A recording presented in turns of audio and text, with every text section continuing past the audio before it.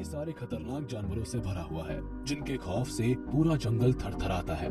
मगर जब आप आज से हजारों लाखों साल पहले के खूंखार और विशालकाय जानवरों के बारे में जानेंगे तो आज के जानवर आपको दूध पीते बच्चे नजर आएंगे। अब सेबर टूथ टाइगर और बार्बरी लायन को ही ले लीजिए, ये अपने वक्त में दहशत का दूसरा नाम हुआ करते थे। कोई भी जंगली जानवर इन दोनों ही एनिमल्स का सामना करने की हिम्मत नहीं करता था। मगर सवाल उठता है कि इन दोनों में से ज्यादा ताकतवर कौन था। अब इस सवाल का जवाब तो तभी मिलेगा जब इन जानवरों की आपस में मुठभेड़ होगी। तो चलिए ज्यादा देर ना करते हुए पता लगाने की कोशिश करते हैं कि क्या होगा जब इतिहास के पन्नों में दर्ज ये खतरनाक जानवर आपस में टकराएंगे। Sabre tooth tiger. जबड़े से बाहर आने वाले दो खतरनाक नुकीले दांत सेबर टूथ टाइगर को ऐसा भयंकर रूप देते थे कि इनके दुश्मनों की तो इन्हें देखते ही जान निकल जाती होगी। इन जीवों ने धरती पर लाखों सालों तक राज किया। ये नॉर्थ अमेरिका और यूरोप की धरती पर विचरते थे और बाद में एशिया और अफ्रीका में भी फैल गए। इनके समय कई विशालकाय शाकाहारी जीव इस धरती पर पाए जाते थे और उनकी संख्या लगातार बढ़ रही थी। इसलिए नेचर का संतुलन बनाए रखने के लिए इस जीव का उदय हुआ। अगर साइज की बात करें तो इस साइज में करीब एक अफ्रीकी शेर से भी बड़े हुआ करते थे और इनका वजन 350 किलो से भी ज्यादा हुआ करता था। हालांकि इनके शरीर की तुलना में इनके पैर थोड़े छोटे होते थे, मगर इनके गठीले शरीर के चलते ये जानवर बहुत ही ताकतवर दिखाई देते थे। इन जानवरों की सबसे बड़ी खासियत थी इनके मुंह से बाहर की तरफ निकलने वाले दो लंबे और नुकीले दांत। ये दांत बाकी दांतों से बड़े होते थे और इनकी लंबाई 8 इंच से भी ज्यादा बढ़ सकती थी। इन दांतों की मदद से ही सेबर टूथ टाइगर दूर से ही पहचाने जा सकते थे। चाकू जितने नुकीले और पैने दांतों की मदद से ये जानवर बड़े से बड़े शिकारी को धाराशाही करने के बाद अपने नुकीले और पैने दांतों को सीधे शिकार की गर्दन में घुसा देते थे, जिससे कुछ ही समय के अंदर शिकार जान से हाथ धो बैठता था। इन दांतों की बदौलत ही सेबर टूथ कैट्स का मुंह 90 डिग्री जितना खुल सकता था, जो आज के टाइगर्स की तुलना में बहुत ही ज्यादा है। हालांकि इन टूथ की वजह से इन जानवरों को कई तरह की मुसीबत का भी सामना करना पड़ता था। शिकार करते वक्त अगर इन्होंने ये बड़े दांत गर्दन की बजाय शिकार के शरीर में किसी कठोर हिस्से पर गड़ा दिए तो ये टूट भी जाते थे। अगर एक बार ये बड़े आकार के दांत टूट गए तो फिर दोबारा नहीं निकलते थे, यानी फिर इनकी बाकी की जिंदगी बड़े संकट में गुजरती थी। Barbary Lions. बब्बर शेर का नाम सुनकर हमारे मन में बड़े बड़े बालों वाले जिस जीव की इमेज सबसे पहले बनती है उसे ही कहा जाता है बार्बरी लायन। इन्हें लायंस की सबसे बड़ी स्पीशीज में से एक माना जाता था। ये जानवर आज विलुप्त माने जाते हैं, मगर इन्हें विलुप्त हुए ज्यादा वक्त नहीं हुआ है। माना जाता है कि इंसानों के द्वारा शिकार किए जाने और कई तरह के वॉर्स में इन्हें शामिल करने के चलते ही ये विलुप्त हो गए। 1958 में फ्रेंच अल्जीरियन वॉर के समय भी कई सारे बार्बरी लायंस मारे गए थे।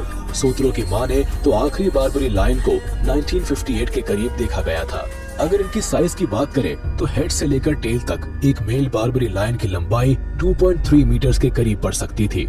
वही फीमेल बार्बरी लायन की लंबाई 2.5 मीटर्स तक बढ़ सकती थी, जो एक मेल के कंपैरिजन में थोड़ी ज्यादा है। वहीं इन शेरों का वजन 270 से 300 किलो के करीब होता था। इन जानवरों का शरीर भी काफी ज्यादा गठीला होता था और इनकी गर्दन के सिवा पूंछ पर घने बाल पाए जाते थे। इतना ही नहीं, ये घने बाल इनके पेट तक भी पहुंच जाते थे। यही वजह है कि जब भी किसी जानवर की नजर इन पर पड़ती थी तो वो वहां से भाग खड़ा होता था। हालांकि अगर बार्बरी लायंस पीछा करते थे तो फिर तो शिकार की जान जाना तय थी।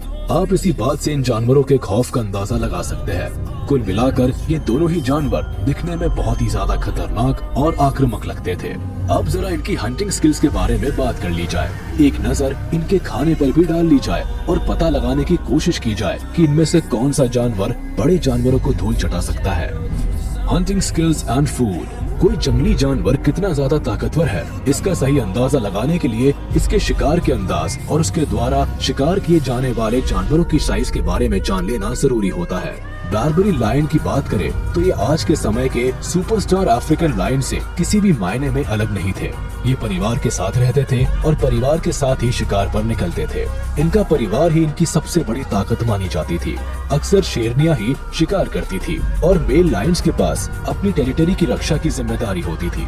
मगर जरूरत पड़ने पर बार्बरी लायन भी मैदान में कूद जाते थे और जब ये आते थे शिकार का बचना असंभव हो जाता था। इनके परिवार में कई सारे मेंबर्स होते थे और इसलिए इन्हें पेट भरने के लिए ज्यादा खाने की जरूरत होती थी। इसलिए ये बड़े शरीर वाले जानवरों को शिकार बनाने की फिराक में रहते थे। Barbary sheep, red deer, gazelle और वाइल्ड बोर जैसे जानवर इनकी शिकार की लिस्ट में होते थे। दूसरी ओर सेबर टूथ टाइगर्स की बात करें तो इनका तो जन्म ही सिर्फ शिकार के लिए हुआ था। वैज्ञानिकों के बीच अब तक इस बात को लेकर एक राय नहीं बन सकी है कि ये जानवर झुंड में हमला करते थे या अकेले। हालांकि एक बात बिल्कुल कांच की तरह साफ है कि ये जीव बड़े बड़े जानवरों को मारने की काबिलियत रखते थे, फिर चाहे वो बाइसन हो या बड़े आकार के स्लॉथ्स। इन विशालकाय जानवरों को एक चुटकी में रौंद डालते थे। इनके शिकार में केपीबारा के साथ साथ एल्क और तापीर जैसे जानवर भी शामिल थे।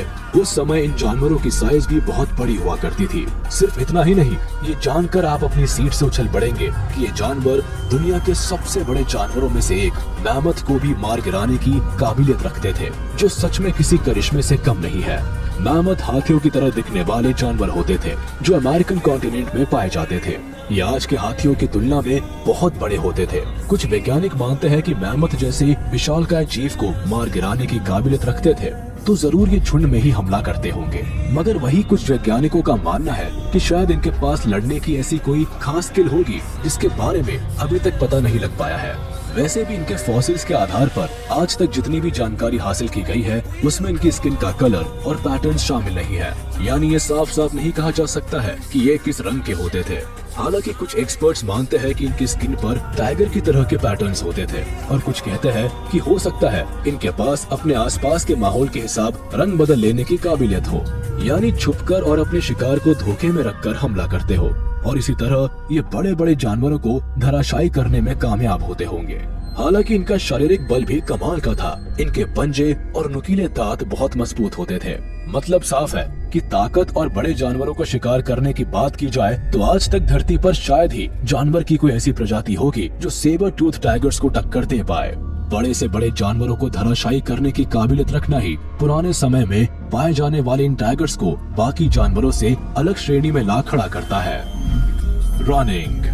माना जाता है कि सेबर टूथ टाइगर्स की रफ्तार जहां 48 किलोमीटर पर आवर के करीब हो सकती थी, वहीं बारबरी लायंस यानी एक बब्बर शेर की रफ्तार 80 किलोमीटर पर आवर के करीब हो सकती थी।